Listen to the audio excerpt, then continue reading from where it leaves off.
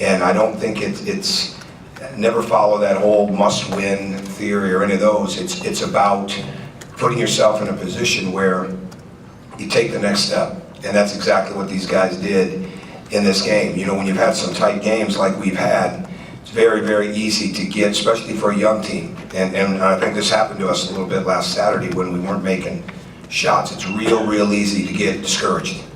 And you want to try to have them understand there's a huge difference between being discouraged and being disappointed. Disappointment's inevitable, you move right on. If you get discouraged, you're kind of putting that into your own, you kind of building your own wall there. And our guys have done a really good job of moving on, short-term memory, building what they need to build upon, and continue to understand, not even close to perfect by any stretch. I don't mean that at all. When you got two teams trying to win as bad as both were today, it's not going to be pretty. It's just not. I mean, both teams are trying to make it extremely hard for the other team.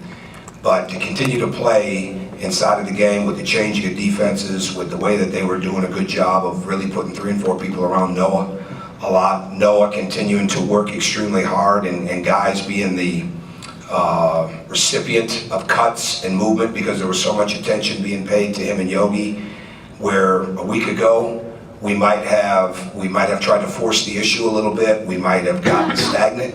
Today we continue to have great movement, we continue to play out of the corners, we continue to make the next pass, we didn't force action, you know, turnovers.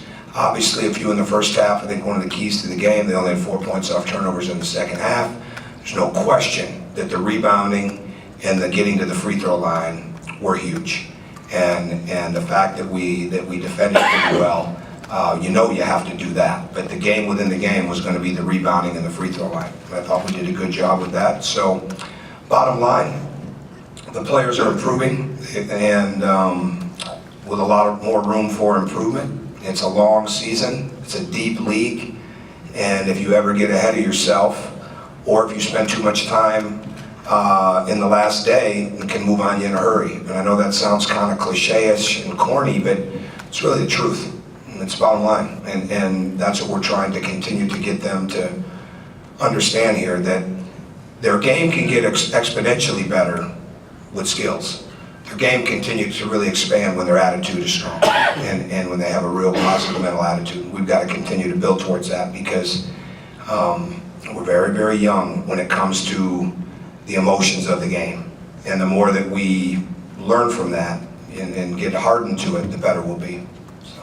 Alex? Can you talk about Noah's impact in the game? He only scores 4 points, but basically shut down the offensive glass for them. He did a fantastic job of just continuing to play. And sometimes I'm not sure he understands just how much we want to go to him. But today they did a great job. I mean, we were having success with our drag pick and rolls and transition.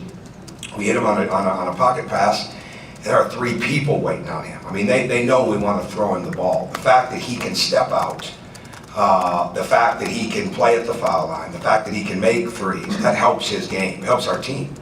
But also the fact that there was so much attention being paid to those 2, it opened it up for other people. And the fact that Yogi just continued to play like an outstanding point guard throughout the game freed it up for him.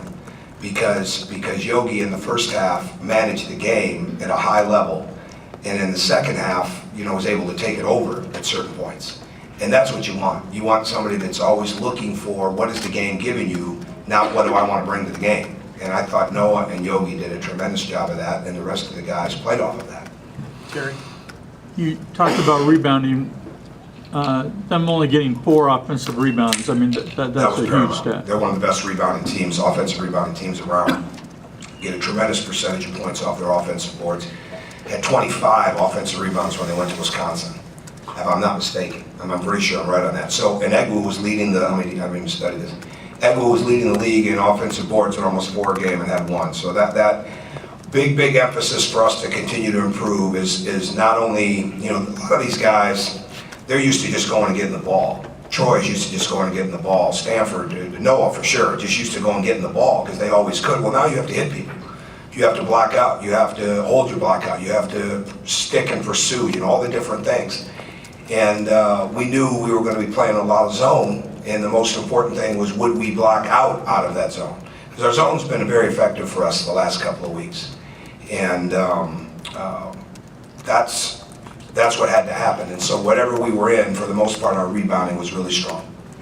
Bob? Tom, what are some of the things you need to see in the next month or so to get your team in a position to qualify for the NCAA tournament? What are you looking for? Yeah, I'm really not looking at it like that. And I'm sorry that I can't give a better answer on that down the road, because the bottom line is we have to just keep improving. We have to keep improving our, and maybe this falls into your question. So, because I can't think that far ahead, because we just don't with this, but we have to get better at making decisions. There's no question about that. We've got to continue to play through those ruts in a game when it's not going right for the individual or they're taking things away. We've got to continue to get the pace of the game to be in a place which is best for us, because sometimes the lane is getting so packed in right now, and there's so much attention being paid to Noah and Yogi. So I don't want to say that it's just, well, you have to have a third or a fourth score that has to be defined. I think we have to have numerous guys that can make those plays, much like we had tonight. But the bottom line for us on offense would be continuing to be better with our decision making, not trying to make, hard-hitting, flashy plays, all right? And then defensively, can we keep building the concept of keeping the dribble in front of us? Because we keep the dribble in front of us, now we can zone, now we can press, now we can switch, all those different things. And I think along the way, if we can do that, then we'll get better at game planning and be able to steal some games here and there. That's really what I would see being the major areas for us, and hopefully that does play out for us down the road. Zach? I guess sort of talking a little bit more about that, it felt like there were times today when maybe shots weren't falling or Illinois was putting little runs in. The guys just sort of recognized the situation a little bit better, slowed things down, worked for a better shot, that sort of thing. Do you feel like this team is getting better at that? I mean, I don't want to say it winning ugly, but maybe recognizing when there are moments to just take a breath, recognize that things aren't going well, and maybe just reset things. Okay, yeah, and I'm not big on that phrase winning ugly, because I think when you're in as good a league as this is, any win is a big win. I saw the guy, John Schneider, talking about this with the Seahawks. He said, did you see yourself being in the Super Bowl this way? He said, we know that just winning one game in the NFL is hard. And I think any coach is going to look at it, especially in a league like this, that, I mean, we earned that victory today. I mean, Illinois is a very good team, and these games come down so much to just a couple of possessions. Before today, we had one game in the Big Ten that didn't come down to 2 possessions or less, when you really think about it, outside of the Michigan State game. So with that being said, yes, I think we're improving. I thought we were improving after Penn State and Wisconsin. We got our heads down a little bit in the Northwestern game, and we just, it's not like we changed anything on the week. So I think, and maybe this is part of Bob's answer too, as long as we continue to really strive to be better fundamentally, then I think we have a chance to improve. And right now I've seen nothing that would lead me to believe that's not going to happen, and then I have to, manage the game based on who is trying to do that inside of the game, and keep the competition really high in practice, so that we have another Austin Etherington that 3 weeks ago didn't get in the game against Michigan State, and now he's playing major minutes and is a very valuable guy for us.